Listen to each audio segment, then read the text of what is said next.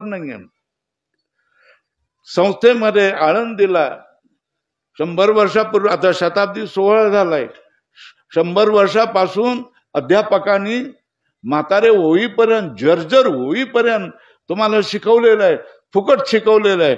माधुकरी करून लोकांनी तुम्हाला फुकट शिकवलेलं आहे, फुकट कीर्तनकार बनवलेलं आहे. कीर्तनकार तुम्ही बनलेले नाही, जनतेने तुम्हाला बनवलेलं आहे. देवाने तुमची प्रतिभा तुम्हाला दाखवलेली आहे आणि ही प्रतिभा पुन्हा देवाला तुम्ही समर्पण केली पाहिजे. आणि ह्याच्यासाठी त्यागी तपस्वी कीर्तनकार महाराज झाले पाहिजेत. धंदेवाईक नको. एका कीर्तनाचे 20-20 हजार, 40-40 हजार रुपये, 30-30 हजार रुपये घेतात. लाज वाटली पाहिजे तुम्हाला. मला बोलवू नका तुम्ही, परत बोलवू नका मला. ज्ञानेश्वर महाराजांनी कीर्तनाचे किती पैसे घेतले? तुकाराम महाराजांनी कीर्तनाचे किती पैसे घेतले? नामदेव महाराजांनी किती पैसे घेतले? एकनाथ महाराजांनी किती पैसे घेतले? मामा दांडेकरांनी किती पैसे घेतले? जोग महाराजांनी किती पैसे घेतले? सांगा तर मला ना, किती पैसे, त्यावेळेला रेट काय होता तो तर मला सांगून द्या ना. कीर्तनाचा धंदा करू नका, पाप लागेल तुम्हाला. संप्रदायाचा नाश करणारे तुम्ही विनाशकारी लोक ठराल. मी सगळ्यांना सांगतोय, कीर्तनाविषयी काय करायचं. तुकाराम महाराजांनी 3 अभंग म्हणाले, ती प्रमाण नाही सांगत, ती प्रमाण सांगा ना.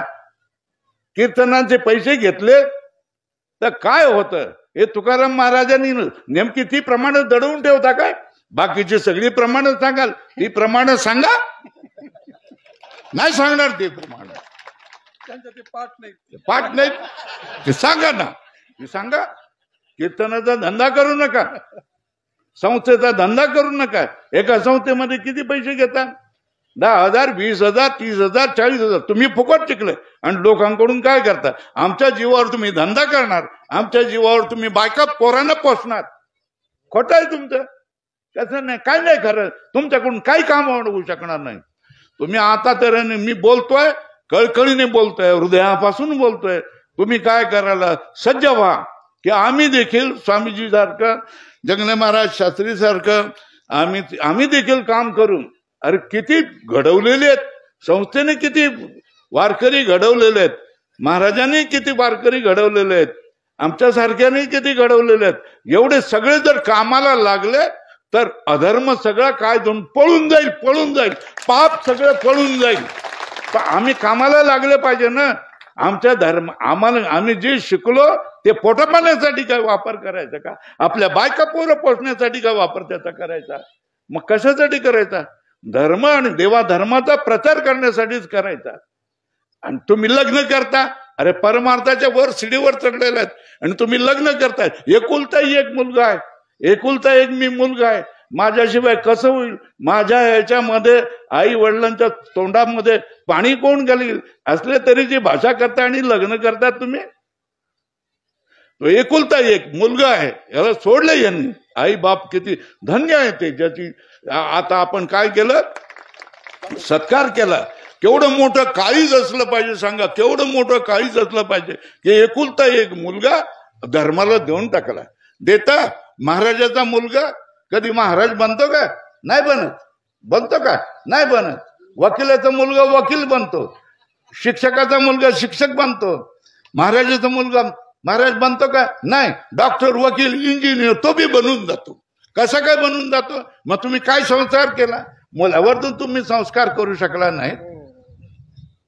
स्वतःच्या मुलावर जर तुम्ही संस्कार करू शकला नाही, अहो किती वर्षाची अनेक पिढ्याची परंपरा बिघडवून टाकणारी मुलं पैदा झालेली आहेत. कोणाकडे? कीर्तनकाराकडे, प्रसिद्ध कीर्तनकारांकडे. नाही बाबा, रडली तो कीर्तनकार, रडला की माझं काय झालं, माझी सगळी परंपरा तू तोडून टाकलीस रे, नोकरी करायला लागलास, कीर्तन करत नाही, काय करता? तो कीर्तनकार रडला. रडून त्यांनी सांगितलं, संस्थेमध्ये पाठवलं, सगळीकडे पाठवलं, सगळीकडे नन्नाचा पाडा. बहिर्मुख लोक काय करू शकणार? आपल्या मुलांमध्ये जर आपण असं करू शकलो नाही तर दुसऱ्यांना आपण काय करू शकणार? तेव्हा सांगण्याचं कारण काय? तुम्ही बघा, तुमचा मुलगा तुम्ही आमच्या पाया पडाल, मोठा सत्कार कराल, जे पाहिजे ते घ्या म्हणाल, पण आपला मुलगा महाराज वा असं म्हणाल का? नाही. आपला मुलगा वकील व्हायला पाहिजे, आपला मुलगा डॉक्टर व्हायला पाहिजे, इंजिनियर व्हायला पाहिजे, राजकारणी बनायला पाहिजे, DSP बनायला पाहिजे, असं